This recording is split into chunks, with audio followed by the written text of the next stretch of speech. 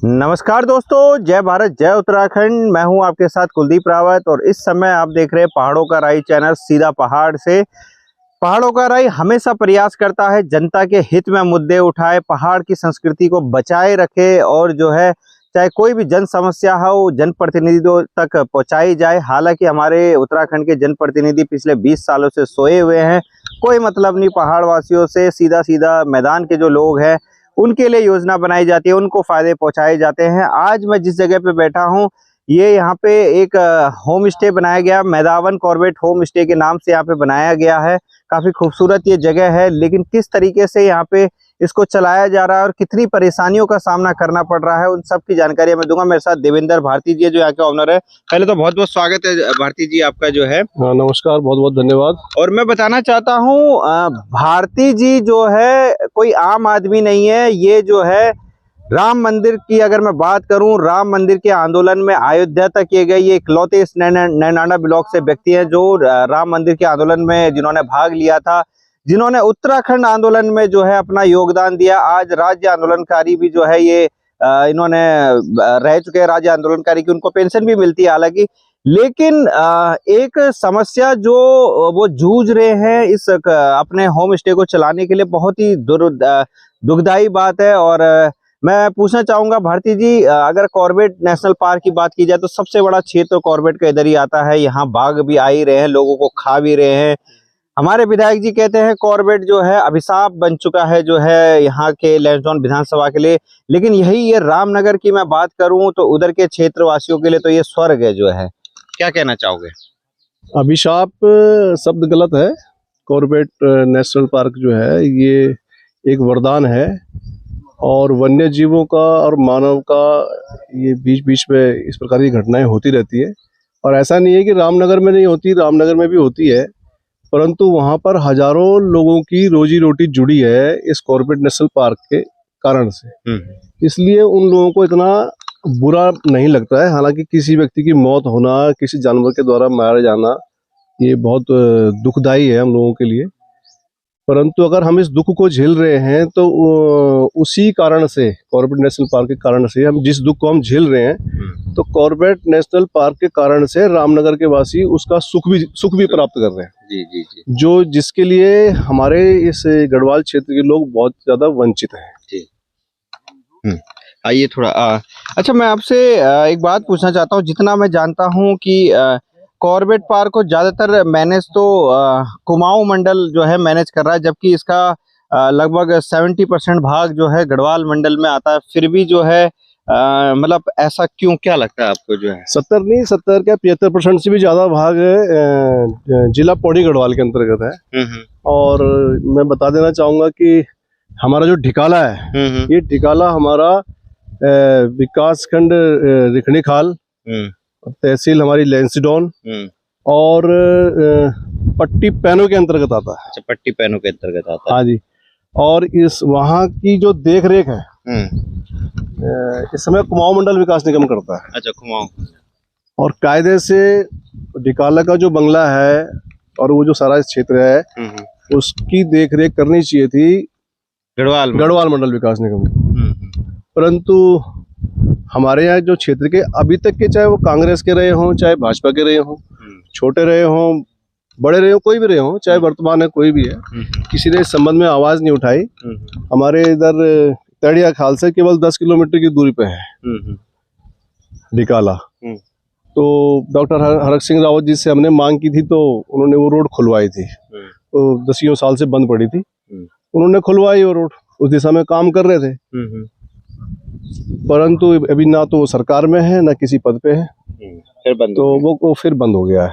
अच्छा, कितना आप देख रहे हैं, क्योंकि लोग आते हैं, मैं अगर रामनगर से बात करूं तो वहां से तो जीपों में बैठ के सफारी राइडिंग खूब धड़ल्ले से हो रही है, लेकिन इधर से गेट खोलने में क्या समस्याएं आप देख रहे हैं? क्योंकि बगल में ही गेट है और यहाँ से तो ऐसा भी नहीं है कि जंगली जानवर स्पेशली उसी गेट से आ रहे, जबकि एक रूट है यहाँ से रामनगर जो है, आदमी लगभग 1 घंटे में यहाँ से रामनगर पहुंच जाएगा।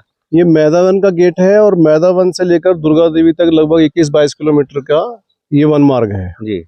और 6 महीने के लिए खुलता है। इस पे 4-5 पुल बनते हैं लकड़ी के। तो पिछले वर्ष इसका उद्घाटन डॉक्टर हरक सिंह रावत जी ने किया था, इसको खुलवाया था।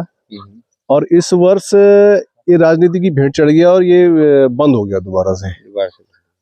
तो बंद होने का जब कारण पूछा गया तो ये कारण ये बता रहे हैं कि एनजीटी, नेशनल ग्रीन ट्रिब्यूनल, उसकी परमिशन नहीं है। अच्छा।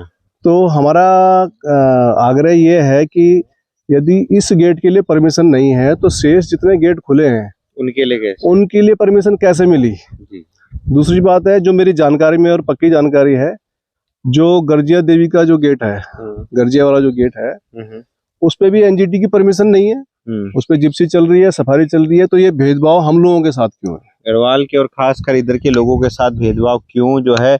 अगर मैं रोजगार की बात करूं तो नैनी डांडा, रेखणी खाल इतना दुर्गम क्षेत्र है, इतना पिछड़ा, इस क्षेत्र को लोग घोषित करवाना चाह रहे हैं कि जो है पिछड़ा क्षेत्र घोषित करने के बाद ही शायद कुछ विकास योजनाएं यहाँ पे मिल जाए। लेकिन दुर्भाग्य की बात है कि विकास योजनाएं तो दूर दूर, जो इनका हक है, जो इनका अधिकार है, वो भी इनको नहीं दिया जा रहा है।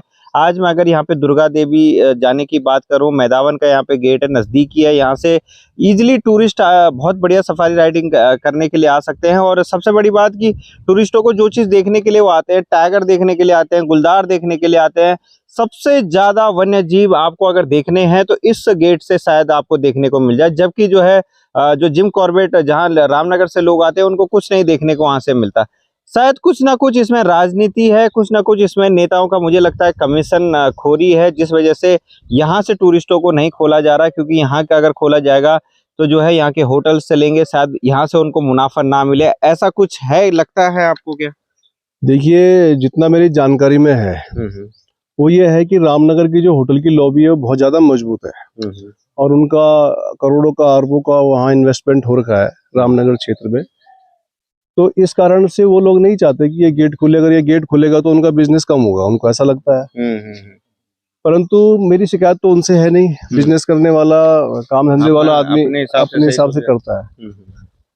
परंतु जो हमारे क्षेत्र के प्रतिनिधि हैं, जैसे वर्तमान में मैं दिलीप रावत जी है, उनसे मैंने व्यक्तिगत रूप से भी मिलके कई बार आग्रह किया कि कम से कम आप इस बारे में विधानसभा के अंदर आप जो है इसमें प्रश्न कर सकते हैं। तो सफलता कितनी मिलती है वो बात की बात है, परंतु आप इस दिशा में प्रयास तो कीजिए, एक प्रश्न तो रखिए आप वहाँ पर। परंतु उन्होंने ऐसा नहीं किया। तो रामनगर में मेरे जो व्यक्तिगत रूप से पहचानने वाले हैं और इस काम से जुड़े हुए हैं कॉर्बेट के, तो उन लोगों से बातों बातों में ये जानकारी मिली है कि जिन लोगों को हर महीने रामनगर होटल एसोसिएशन से पैसा जाता है, वो आपकी बात विधानसभा में क्यों उठाएंगे? या जो बड़े अधिकारी हैं, चीफ है या कोई भी है, डीओ है, कोई है, इनको भी पैसा जाता है उन होटल व्यवसायों के माध्यम से, तो वो आपका काम क्यों करेंगे? तो ये गेट खुलने के बाद और बंद हो जाना और एनजीटी का एक बहाना बनाया है इन्होंने। और एनजीटी का मुझे नहीं लगता कोई बहाना, अगर ऐसा होता तो गर्जिया का गेट भी बंद होता, वो क्यों खुला है? तो ये सरासर नाइंसाफी है। और मैं व्यक्तिगत अपनी बात नहीं कर रहा हूँ, मैं एक अपनी बात नहीं कर रहा हूँ। एक बार विधायक जी ने बोल दिया था कि भारती जी को अपना होटल चलाने की लगी। विधायक जी को अगर ऐसा लगता है होटल चलाने की लगी, हम बंद कर देते हैं, कोई बात नहीं। परंतु मैं ये जो मांग उठा रहा हूँ, ये एक व्यक्तिगत मेरे लिए नहीं है, पूरे क्षेत्र के लिए है। इस क्षेत्र के, ये मंदाल घाटी के अंदर कम से कम इस समय 400 से 500-600 बच्चे, हमारे युवा जो होटल व्यवसाय से जुड़े हैं और अन्य क्षेत्र में काम कर रहे हैं। कोई मध्य प्रदेश में है, दिल्ली में है, गुजरात है, राजस्थान है, शिमला है, हिमाचल प्रदेश में या अन्य क्षेत्रों में है। तो उन लोगों ने जो है अपने घर बार छोड़ के, माता पिता को छोड़ के, एक छोटे से रोजगार के लिए 10, 20, 15, 20 हजार की नौकरी करने के लिए बाहर जा रहे हैं। हम इनसे रोजगार नहीं मांग रहे, हम रोजगार का अवसर मांग रहे हैं। आप ये गेट खुलवा दीजिए मैदावन का, और ये यहाँ से तड़िया खाल से डिगाला भी मत भेजिए, फुलाई चौड़ तक खुलवा दीजिए। बस ये 2 गेट खुलवा दीजिए। हम किसी भी यहाँ से बेरोजगार को आप रोजगार मांगने की कोई शिकायत नहीं रहेगी। अगर आप आज देखेंगे तो रेखणी खाल और धुमाकोट, चाहे मैं नैनी डांडा क्षेत्र की बात करूं, कई होम स्टे खुल चुके हैं, कई रिजॉर्ट खुल चुके हैं। लेकिन सबसे बड़ी समस्या उन लोगों को भी यही आ रही है कि टूरिस्ट यहाँ नहीं आ रहा। सिर्फ पहाड़ देखने के लिए टूरिस्ट नहीं आएगा, निश्चित तौर पे कुछ अन्य चीजें भी वो देखने के लिए आएगा। चाहे वो कोई मैं बात करूं झील हो, चाहे कोई झरने हो, चाहे कोई टूरिस्ट पॉइंट हो, कुछ ऐसा यहाँ पे अभी तक विकास तो नहीं हुआ है। अगर मैं इस क्षेत्र की बात करूं, बचा कुचा जो क्षेत्र था जहाँ पे लोग जो सफारी राइडिंग करने के लिए आते हैं वो एक अच्छा यहाँ पे स्रोत बन सकता है आय का, लेकिन वो भी जो है राजनीति की भेंट चढ़ रहा है, कमीशन खोरी की भेंट चढ़ रहा है। ये अपने आप में एक दुखदाई बात है कि पहाड़ के लोगों के लिए किस तरीके से यहाँ पे व्यवस्था और किस तरीके से प्रावधान सरकार द्वारा ये किया गया। और एक ही सरकार की नहीं, चाहे कांग्रेस की सरकार हो चाहे भाजपा की सरकार हो, सभी ने जो है सिर्फ और सिर्फ मैदान के लोगों की सोची, पहाड़ के लोगों की कुछ नहीं सोची। तो साथियों, आज मैं इस समय जो है कॉर्बेट नेशनल पार्क में ही हूँ और ये जो क्षेत्र आता है यहाँ मैदावन ये क्षेत्र कहा जाता है इसको। यहाँ पे हमारे साथ देवेंद्र भारती जी हैं जिन्होंने इस उत्तराखंड को बनाने के लिए आंदोलन लड़ा, जिन्होंने इस देश में जो है राम मंदिर, जिस राम मंदिर के नाम पर आज बड़े बड़े चुनाव जीते जा रहे हैं, उसके लिए आंदोलन लड़ा। लेकिन आज जो है ऐसे व्यक्ति के साथ जो है इस तरीके का दुर्भाग्य हो रहा है, उनके जो व्यवसाय है उसको चलने से रोका जा रहा है। वाकई में एक दुखदाई बात है। तो आज मैं पहाड़ों का राही चैनल आप देख रहे थे और प्रयास करेंगे दूसरी जगह भी आपको ले जाएंगे, कुछ अपने भाई बहनों की जन समस्याएं उठाएंगे। देखते रहेगा मेरा चैनल पहाड़ों का राही। जय भारत, जय उत्तराखंड।